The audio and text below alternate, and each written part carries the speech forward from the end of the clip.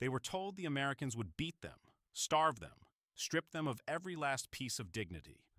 But when 300 German women stepped off the transport trucks at Fort Oglethorpe, Georgia, in May 1945, the enemy broke them not with fists or hunger, but with something they never expected: medical care. They expected cruelty. Instead, they got doctors. The smell hit them first. Not blood or gunpowder, but something sharp and clean. Disinfectant, soap, medicine. For women who had spent months living in bombed-out buildings and filthy train cars, the scent was almost foreign. And as American medics rushed toward them with stethoscopes and clipboards, not guns and clubs, the women froze in stunned silence. This is the true story of how hundreds of starving German women, prisoners of war, came face to face with their greatest fear and found something completely unexpected. If you're interested in real World War II stories that challenge everything you thought you knew, make sure to like this video and subscribe to our channel. These are the hidden moments of history that deserve to be remembered. Now, let me take you back to that day in May 1945, when the war was over, but the real battle had just begun. The Georgia sun blazed down on Fort Oglethorpe with the kind of heat that made the air shimmer above the asphalt. It was early May, and spring had already surrendered to summer. The humidity hung thick in the air, clinging to everything like a wet blanket. Birds sang in the trees that lined the perimeter fence, their cheerful chirping a strange contrast to the tension inside the military trucks that rolled through the main gate. The convoy consisted of 5 trucks, each carrying about 60 women. They had traveled for days to reach this place, first by ship across the Atlantic Ocean, then by train through Virginia and Tennessee, and finally by truck through the red clay hills of northern Georgia. Every mile of the journey had been marked by fear and exhaustion. Inside the trucks, the women sat packed together on hard wooden benches that ran along both sides of the cargo bed. Their bodies swayed with every bump and turn in the road. Their uniforms, what remained of them, were barely recognizable. What had once been the gray-green skirts and jackets of the Wehrmacht auxiliaries now hung in tatters. Buttons were missing, sleeves were torn, hems had come undone. Some women wore civilian clothes they had scavenged during the chaotic weeks of Germany's collapse. Threadbare dresses, men's shirts, anything they could find. Mud caked their boots, dried now in the heat but still visible in thick layers. Their hair, unwashed for weeks, stuck to their scalps in greasy strands. Many had sores on their hands and faces from malnutrition and lack of hygiene. Some had rashes from the lice that infested their clothes. Others bore the marks of minor injuries that had never been properly treated, cuts that had healed crooked, bruises that had faded to sickly, yellow-green. Anna Müller sat near the back of the third truck, her hands gripping the edge of the bench so hard her knuckles turned white. She was 23 years old, though she looked closer to 40. The war had aged her in ways that went beyond mere years.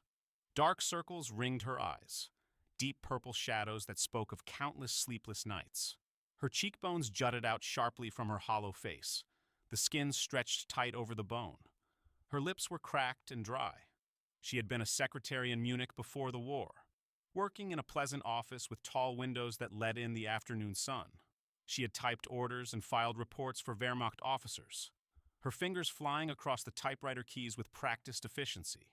She had believed she was serving her country, doing her part for the great cause. She had never questioned the orders she typed, never wondered about the consequences of the words she committed to paper. Now she was a prisoner in a foreign land, thousands of miles from home, uncertain of what the future held. The confident young woman who had walked into that Munich office each morning felt like a ghost from another lifetime. That woman had believed in victory, in the righteousness of Germany's cause. This woman, the one sitting in the back of an American military truck, believed in nothing except survival. Beside her, a younger woman named Greta whispered, "What do you think they will do to us?" Her voice shook with barely controlled fear. She was barely 19, her face still holding traces of youth beneath the dirt and exhaustion. Her blonde hair, once thick and shining, now hung limp and dull. She had worked as a radio operator until the final days of the war, sitting in a cramped bunker with headphones clamped over her ears, relaying messages between units that no longer existed. Anna did not answer right away. She stared through the gap in the truck's canvas cover, watching the buildings slide past.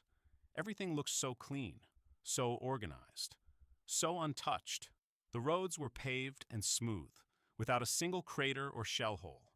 The grass was cut short and green, like something from a picture book. The buildings stood straight and whole, their walls unbroken, their windows intact.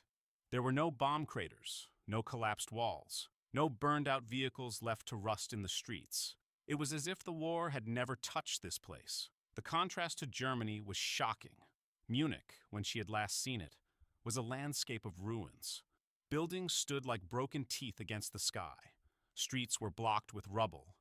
The smell of smoke and decay hung over everything. People moved like ghosts through the destruction, searching for food, for shelter, for missing loved ones. And here, in the heart of enemy territory, everything was pristine. "They will do what they want," Anna finally said, her voice flat and emotionless. "We are the enemy. We have no rights here. We are at their mercy." She had heard stories during the long journey across the Atlantic, stories whispered between prisoners in the dark holds of the ship, passed from woman to woman like a contagious disease. Stories about what the Americans did to capture Germans. Some said the prisoners were worked to death in labor camps in the American desert, forced to dig mines under the burning sun until they collapsed. Others said they were beaten daily, subjected to interrogations that involved torture and humiliation. A few claimed the Americans shot prisoners without trial, burying them in unmarked graves far from civilization, where no one would ever find them. The stories grew more terrible with each retelling, feeding on fear and uncertainty. The truck jerked to a stop, the brakes squealing. The engine died with a final shudder. For a moment, there was only silence, broken only by the sound of the other trucks pulling up alongside them. Then came the sound of boots hitting gravel, American voices calling out commands in English that most of the women could not understand. The foreign words sounded harsh and aggressive to ears trained on German. The women tensed as one.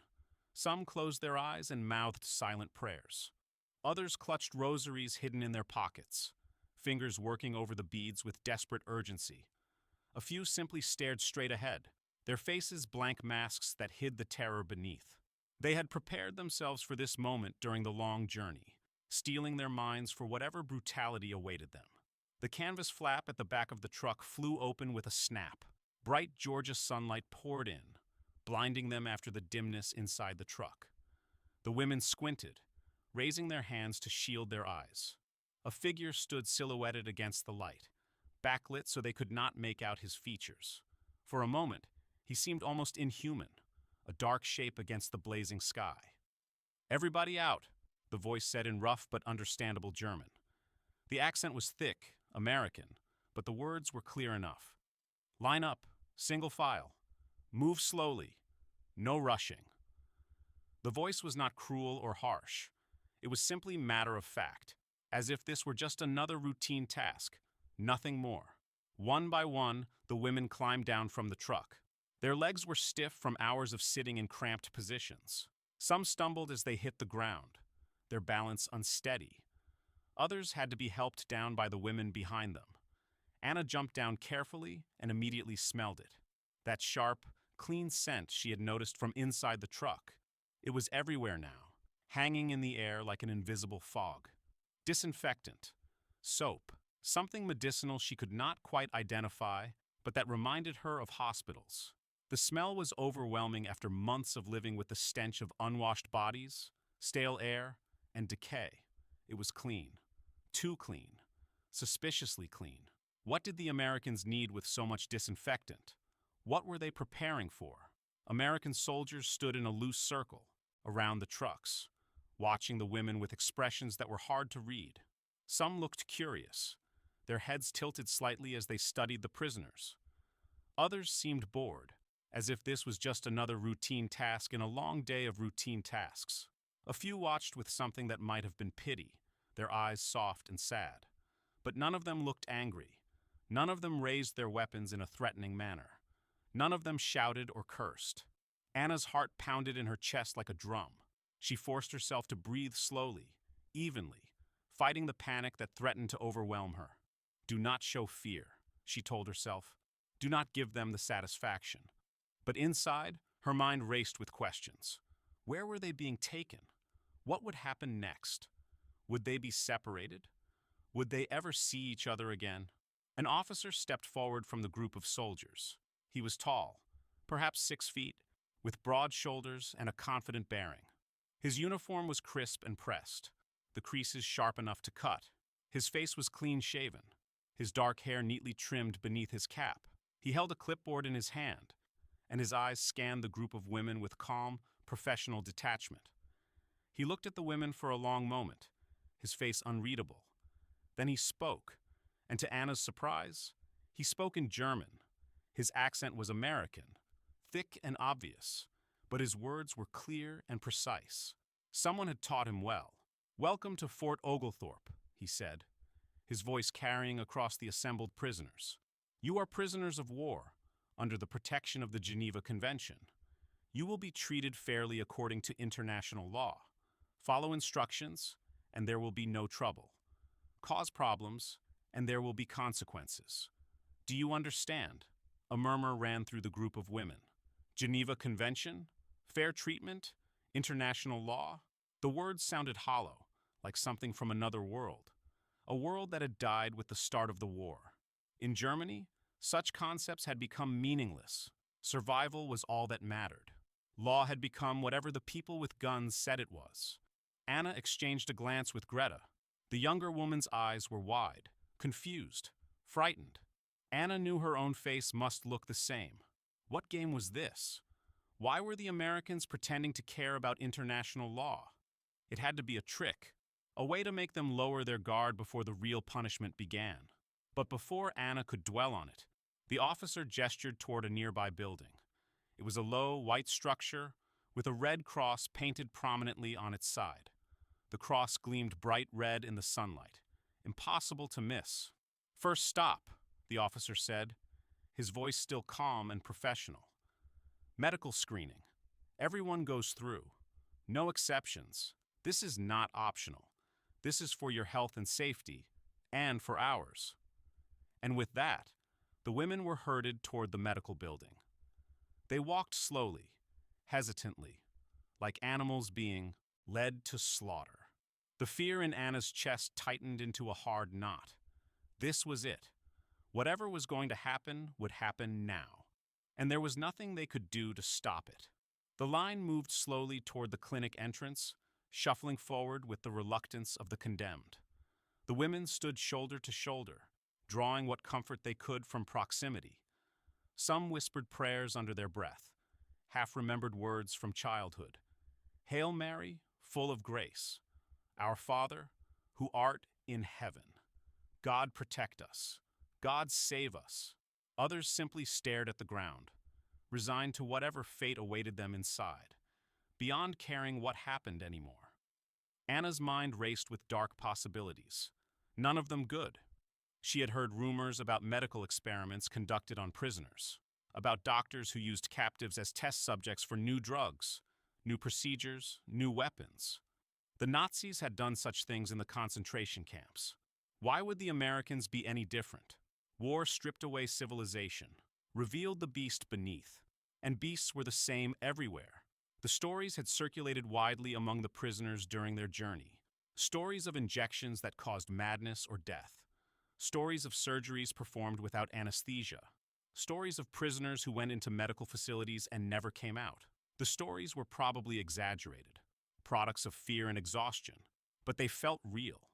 Terror has a way of making lies feel like truth. The door to the clinic opened, revealing a woman in a white nurse's uniform. She was middle-aged, perhaps 45, with graying hair pulled back in a neat bun. Her face was kind, her expression gentle. She stood in the doorway with a clipboard in her hands and smiled at the waiting prisoners. "Come in," she said in accented but clear German. "Please don't be afraid. We're here to help you." The smile seemed genuine, but Anna did not trust it. Smiles could hide cruelty. She had learned that much during the war. Some of the worst people she had ever met had smiled as they gave orders that destroyed lives. A smile meant nothing. Actions were what mattered. And she would not know the Americans' true intentions until it was too late to resist. Anna stepped through the doorway, and the sight that greeted her stopped her in her tracks. Inside, the clinic was nothing like she had expected. The floor was spotless, polished linoleum that gleamed under the electric lights. The walls were painted white, so white they almost hurt to look at. Metal examination tables stood in neat rows, each covered with fresh white sheets that had been pressed and folded with military precision. Medical equipment hung on the walls, gleaming and clean. Stethoscopes, blood pressure cuffs, otoscopes, instruments whose purpose Anna could not even guess. Electric lights buzzed overhead, casting everything in bright, shadowless light that revealed every detail with harsh clarity. The air smelled strongly of antiseptic, that sharp, medicinal odor that spoke of cleanliness and order. It was the smell of a real hospital, a functioning hospital, not the makeshift field stations she had seen in Germany, where supplies ran out and doctors did their best with almost nothing. Doctors and nurses moved between the examination tables with quiet efficiency, speaking to each other in low voices. English words floated through the air, incomprehensible but somehow reassuring in their calmness. They wore clean white coats that looked freshly laundered. Their hands were scrubbed pink. They moved with the confidence of people who knew exactly what they were doing, who had the tools and supplies they needed, who were not improvising or making do. Not one of them looked angry or cruel. Not one of them glared at the prisoners with hatred or disgust. They simply worked, treating the arrival of 300 German women as just another task in their day. The professionalism was almost more unsettling than cruelty would have been. Anna could have understood cruelty. This calm competence was something else entirely. "Next," called a doctor from across the room. He was a middle-aged man with gray hair and wire-rimmed glasses that perched on the end of his nose. He had the look of a university professor, scholarly and intelligent. He gestured to Anna with one hand while consulting a chart with the other. "Come here, please. Don't be afraid. I just need to ask you some questions and do a quick examination." His German was broken but understandable. The grammar sometimes awkward, but the meaning clear. He had obviously studied the language, but had not had much practice speaking it. Anna hesitated, her feet refusing to move for a moment. Then she forced herself forward. Her legs felt weak, as if they might collapse beneath her at any moment. She crossed the gleaming floor to where the doctor waited beside an examination table. The doctor pointed to a chair beside the table. "Sit, please." Anna sat, her body rigid, her hands clenched tightly in her lap. Every muscle was tense, ready to flee or fight, though she knew both would be futile. The doctor pulled up a rolling stool and sat across from her, bringing them to the same eye level. He opened a folder and clicked his pen, ready to write. "Name?"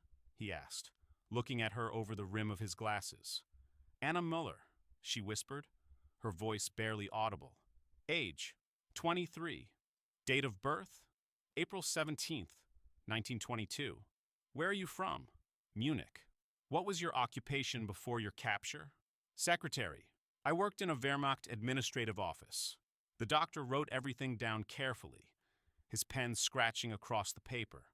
Then, he set the folder aside on the table and looked at her. Really looked at her. Not with disgust or hatred, not with the contempt she had expected, but with something that almost resembled genuine concern. His eyes were kind, the eyes of someone who cared about the suffering of others, regardless of their nationality. "When did you last eat a full meal?" he asked gently. Anna blinked, caught off guard. Of all the questions she had expected, that was not one of them. She had expected questions about military installations, about troop movements, about secrets she did not possess. But this was something different.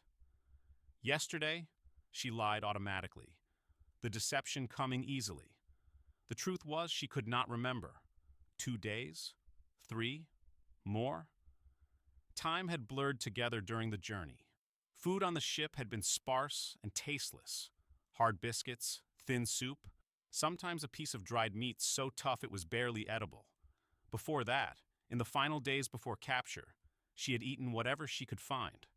A moldy piece of bread, some raw turnips dug from a bombed garden, water from puddles when there was nothing else. The doctor frowned slightly, clearly not believing her. But he did not press the issue. Instead, he stood and pulled a stethoscope from his pocket, the metal disc gleaming in the bright light. "I'm going to listen to your heart and lungs," he explained. "This will help me determine your overall health. Just breathe normally. This won't hurt." He pressed the cold metal disc against her chest, over her thin shirt. Anna flinched at the unexpected chill, but did not pull away. The doctor listened in silence, his face neutral and professional, giving nothing away. He moved the stethoscope to different positions on her chest, listening carefully to each. Then he moved to her back. "Deep breath," he instructed. "Hold it. Now let it out slowly." Again. Anna obeyed, drawing air into her lungs and releasing it on command. She felt like a specimen being examined, but not in the degrading way she had feared. The doctor's touch was clinical, professional, respectful. He treated her like a patient, not like an enemy. The distinction was subtle but profound. After a long moment, he stepped back and removed the stethoscope from his ears, draping it around his neck. His expression was grave. "You're severely malnourished," he said bluntly, meeting her eyes. "Your body has been starving for a long time. Months, I would guess. You're also dehydrated, which means you haven't been drinking enough clean water. This has put enormous stress on your heart and other organs. When was the last time you had access to clean drinking water?" Anna did not answer. She just stared at him, waiting for the blow, the insult, the punishment. She waited for him to mock her weakness, to use her vulnerability against her, but it never came. The doctor simply watched her with those kind, concerned eyes, waiting patiently for a response he seemed to know would not come. Instead of pressing her, the doctor turned to a nearby nurse. "Get her started on oral rehydration," he said in English, then switched back to German for Anna's benefit. "We need to restore her fluid levels slowly and start her on small, frequent meals, easy to digest. Her stomach has probably shrunk significantly. We need to build her strength gradually, or we risk refeeding syndrome. Also, check her for lice and any skin infections. I saw some lesions that need treatment." The nurse, a young woman with red hair and freckles, nodded and made notes on her own clipboard. She gestured for Anna to follow her to the next station. Still dazed, still waiting for the trap to spring, Anna stood on unsteady legs and walked across the spotless floor to where the nurse waited. There, another nurse handed her a small paper cup filled with clear liquid. "Drink this," the nurse said gently in German. "Slowly. Small sips. It's an electrolyte solution. It will help restore your body's balance." The nurse's German was better than the doctor's, more fluid and natural. Perhaps she had grown up in a German-speaking household. Anna took the cup with trembling hands. She looked down at the liquid, suspicious, wondering if it contained poison or drugs. But she was too thirsty to resist. She brought the cup to her cracked lips and took a small sip. The liquid tasted faintly salty, slightly sweet, but mostly it just tasted wet. She felt it slide down her throat, cool and soothing, easing the rawness there that had become so constant she had almost stopped noticing it. She took another sip, then another. The nurse watched carefully. "Not too fast," she cautioned. "Your stomach needs time to adjust. Too much too quickly can make you sick." Anna forced herself to slow down, taking tiny sips and pausing between them, even though her body screamed for more, for water, for liquid, for anything to ease the terrible thirst that had been her constant companion for so long. "Good," the nurse said when the cup was empty, smiling warmly. "Very good. Now, we need to check you for parasites and skin infections. This is standard procedure for all new arrivals. Please follow me to the examination area, and we'll take care of you. I promise. We're only here to help." The nurse's voice was kind, genuinely kind, not the false kindness of someone hiding cruelty behind a pleasant facade. She led Anna to a sectioned-off area where another nurse waited. This one was older, perhaps in her 50s, with steel-gray hair and a no-nonsense demeanor. But her eyes were kind too, soft with compassion. "I need to check you for lice and examine your skin for any infections or injuries that need treatment," she explained. Please remove your jacket and shirt so I can examine you properly." Anna hesitated. This was it, she thought. This was where the humiliation would begin. This was where they would strip away her dignity, mock her, degrade her. But the nurse's expression remained professional and kind, patient and understanding. There was no cruelty in her eyes, no judgment, no disgust, just the calm professionalism of a medical worker doing her job. Slowly, with shaking fingers, Anna unbuttoned her jacket and slipped it off. Her shirt underneath was stained with sweat and dirt, torn in several places. She could smell, herself, the sour odor of unwashed skin, and felt ashamed. But the nurse gave no sign of disgust. She simply pulled on a pair of gloves and began her examination. The nurse examined Anna's scalp first, gently parting strands of greasy hair with her gloved fingers. She worked methodically, checking every section, her touch light and careful. She checked Anna's arms next, then her neck, behind her ears, looking for the telltale signs of parasites. "You have lice," the nurse said matter-of-factly, without judgment. "That's very common. We'll treat that. You also have some minor skin infections here and here." She pointed to several red patches on Anna's arms. "Nothing serious. We'll clean those and apply some ointment. You'll be fine." She said it as if it were the most normal thing in the world, as if Anna were simply a patient with treatable conditions, not an enemy to be punished. The cognitive dissonance was overwhelming. This was not how prisoners were supposed to be treated. This was not what she had been told to expect. Everything she had been taught about the Americans, every story she had heard, was proving to be a lie. Anna was directed to another room, following a sign that read decontamination in both English and German. Inside, several large metal tubs stood in a row, steam rising from their surfaces. The air was thick with humidity and the smell of soap. Real soap, not the ersatz substitute that had become common in Germany. Other women were already there, some sitting in the tubs, their eyes closed in what looked like relief or disbelief. Others stood wrapped in towels, their hair wet, their faces stunned. A nurse handed Anna a bar of white soap and a clean towel. The soap was smooth and solid in her hand, heavier than she expected. "You can bathe here," the nurse said gently. "Take your time. The water is hot and clean. Use as much soap as you need. We have plenty. When you're done, there are clean clothes in the next room. Your old clothes will be burned. They're too infested to save." Anna stared at the soap in her hand. She brought it to her nose and inhaled. It smelled clean, fresh, faintly floral. She had not held real soap in months. In Germany, soap had become a luxury during the war, then a rarity, then a distant memory. People washed with sand or ashes or nothing at all. And here, the enemy was offering her as much soap as she wanted. She undressed slowly, her movements mechanical, her mind struggling to process what was happening. She stepped into the metal tub. The hot water enveloped her body like a shock, almost painful against her cold, dirty skin. For a moment, she could not breathe. The heat was too much, too sudden.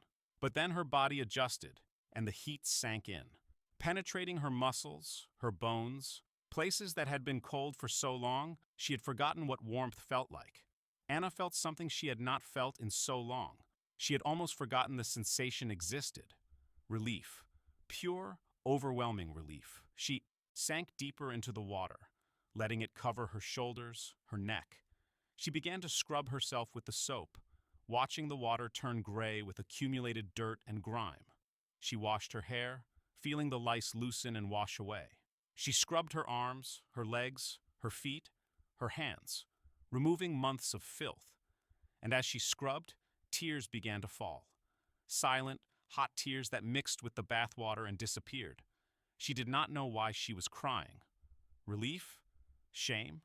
Confusion? Gratitude? All of it? The emotions were too tangled to separate.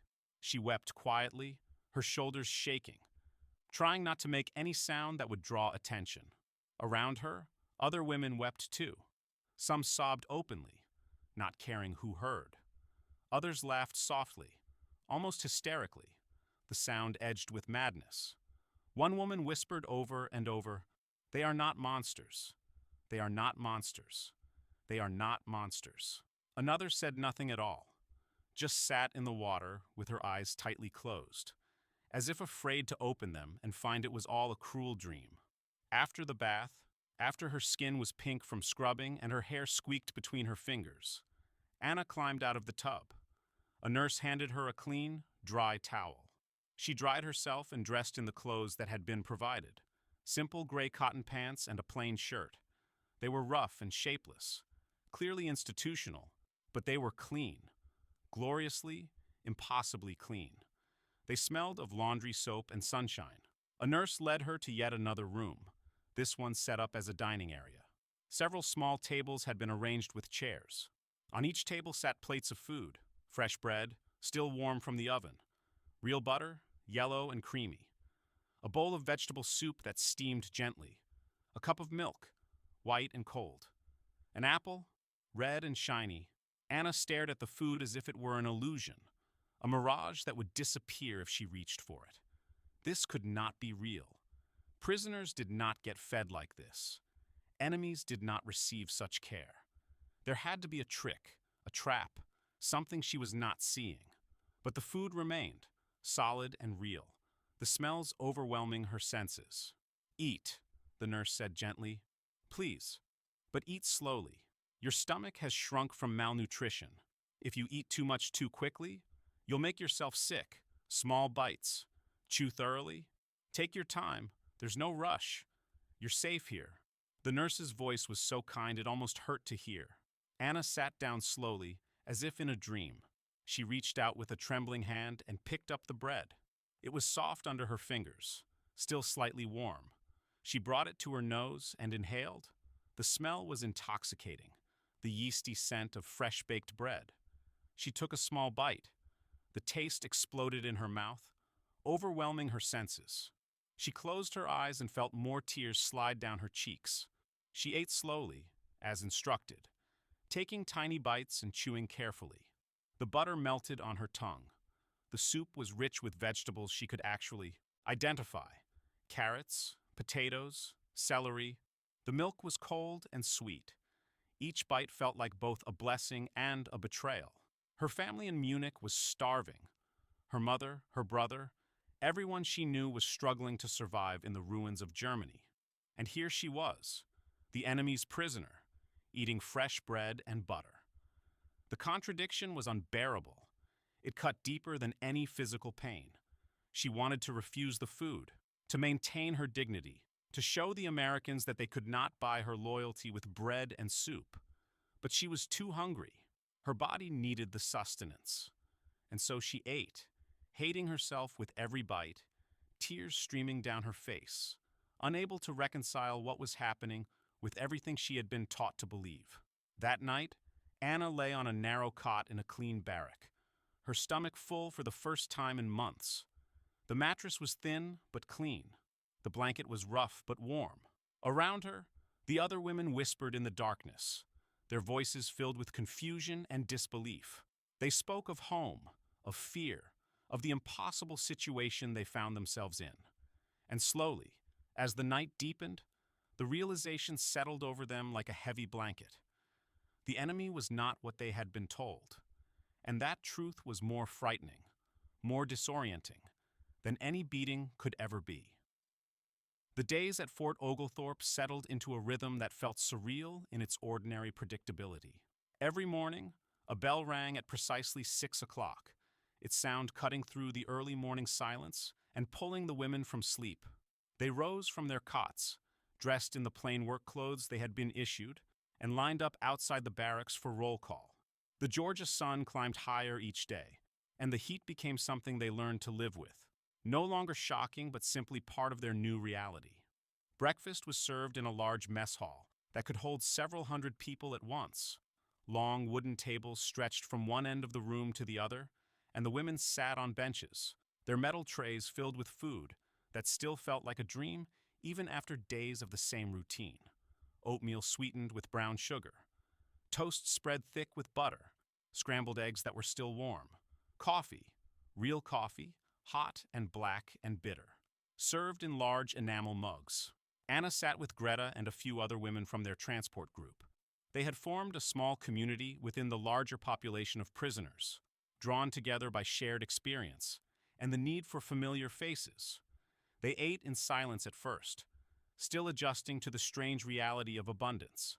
Some women ate quickly, afraid the food would be taken away before they could finish. Others ate slowly, savoring every bite, trying to make it last. A few could not eat at all, their stomachs too shrunken and damaged from months of starvation to tolerate even small amounts of food. After breakfast, work assignments were handed out by the camp administrators. The women were divided into groups based on their skills and physical condition. Some worked in the camp kitchens, peeling potatoes and washing mountains of dishes.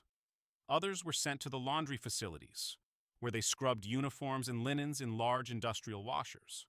A few worked in the vegetable gardens that sprawled behind the barracks, tending rows of tomatoes, beans, and squash that would later feed both prisoners and guards. Anna was assigned to the hospital laundry, a job she had neither requested nor refused. Every day, she and a dozen other women sorted through piles of sheets, towels, and medical gowns that came from the camp clinic. They scrubbed stains, some of them blood, some of them less identifiable. They wrung out water until their hands ached. They hung everything to dry in the sun, the wet fabric heavy and awkward. The work was hard, physical labor that left her muscles sore, but it was not brutal. There were breaks. There was cold water to drink. The guards watched but did not yell or threaten or strike them. The guards' behavior continued to confuse Anna. They were not cruel, but neither were they friendly. They maintained a professional distance, watching the prisoners work but rarely interacting with them directly. Sometimes they would call out a correction if someone was doing something wrong, but their voices were calm, instructional rather than angry. It was so different from what Anna had expected that she found herself constantly waiting for the other shoe to drop, for the facade to crack and reveal the cruelty she had been promised. At midday, the work stopped for lunch. The women were given an hour to eat and rest. The meal was substantial, soup thick with vegetables and chunks of meat, bread rolls that were still warm, sometimes fruit that seemed impossibly bright and fresh after years of deprivation, apples, oranges, occasionally bananas that Anna had not seen since before the war. She bit into an orange once and nearly wept at the explosion of sweetness on her tongue, the juice running down her chin, sticky and perfect. In the evenings, after the work was done and dinner had been eaten, the women were allowed several hours of free time before lights out at 10 o'clock. Some sat outside their barracks on the steps or in the patchy grass, talking quietly in groups or writing letters home on paper provided by the camp administration. Others walked the perimeter of the compound, staying carefully within the boundaries marked by painted lines and warning signs, getting what exercise they could in the limited space. A few attended classes organized by the camp authorities, English lessons taught by American volunteers, basic health education, even a sewing circle where they could repair their clothes. Anna attended the English classes out of curiosity and a practical recognition that learning the language might prove useful. The teacher was a middle-aged American woman named Mrs. Henderson, with kind eyes behind wire-rimmed glasses and a soft, patient voice. She taught them simple phrases, writing them on a blackboard and having the women repeat them in unison. Hello, good morning, thank you, please, excuse me, I don't understand. The words felt strange in Anna's mouth, the sounds unfamiliar, her German accent thick and obvious. But Mrs. Henderson never mocked their attempts or showed impatience with their slow progress. She only smiled encouragingly and praised their efforts. Very good. You're doing wonderfully. Don't be afraid to make mistakes. That's how we learn. Her kindness was genuine, and it made Anna uncomfortable in ways she could not fully articulate. What unsettled Anna most was not the work or the food, or even the classes. It was the routine itself, the predictability of it, the absence of cruelty or chaos. Every day followed the same pattern: wake, work, eat, sleep. It was boring in its sameness, and that boredom felt almost offensive. Prisoners of war were not supposed to be bored. They were supposed to suffer, to struggle, to fear for their lives.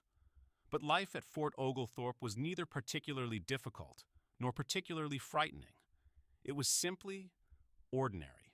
Every day, Anna woke expecting something to change, for the mask to slip, for the Americans to reveal their true nature, but it never happened. The guards remained distant but professional. The food kept coming, regular as clockwork. The medical staff continued to check on the women, treating illnesses and injuries with the same care they would give to their own soldiers. Nothing changed. The routine continued. And in that continuation, Anna's certainty began to erode. Letters from home arrived irregularly, having taken weeks or months to travel through military mail systems and civilian postal services that were barely functioning. When they came, they were precious beyond gold. Anna received a letter from her mother in late June, nearly 2 months after her arrival at the camp. The envelope was wrinkled and stained, the handwriting shaky, but it was real. It was a connection to home, to family, to the life she had left behind. Anna opened the letter with trembling hands, her heart pounding. Inside was a single page, the paper thin and poor quality, covered in her mother's careful handwriting. The letter was short. Her mother wrote of the cold that lingered even into spring, of hunger that never went away, of the constant struggle to find enough food to survive. She described standing in line for hours to receive a ration of bread that would have to last a week. She wrote of Anna's younger brother, Thomas, who was sick with a fever they could not treat because there were no medicines available, no doctors who would see them without payment they could not provide. The letter ended with a plea that broke Anna's heart. If you have anything, if the Americans allow you to send anything home, please send it. We are starving. Your brother grows weaker each day. I don't know how much longer. We can endure this. I pray you are alive and safe. I pray we will see you again. Your loving mother. Anna folded the letter and pressed it against her chest. Her eyes closed, her throat tight with unshed tears. Around her in the barrack, other women were reading their own letters, their faces pale and drawn. Some cried openly, not bothering to hide their tears. Others sat in stunned silence, holding the thin pages as if they were the most precious things in the world. The guilt was overwhelming, crushing. Here they were, fed and clothed and cared for by their enemies, while their families starved in the ruins of a destroyed country. The injustice of it was incomprehensible. "It isn't fair," Greta whispered that night, her voice breaking with emotion. She held her own letter crumpled in her fist, the paper wrinkled from her grip. "My sister wrote that they're eating potato peels.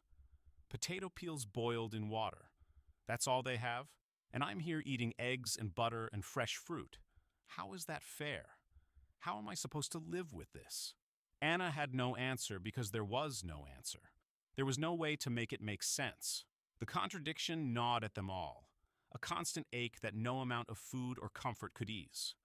They were prisoners, but they were treated better than their own people. They were enemies, but they were given dignity and care. Every meal felt like a betrayal of those they had left behind.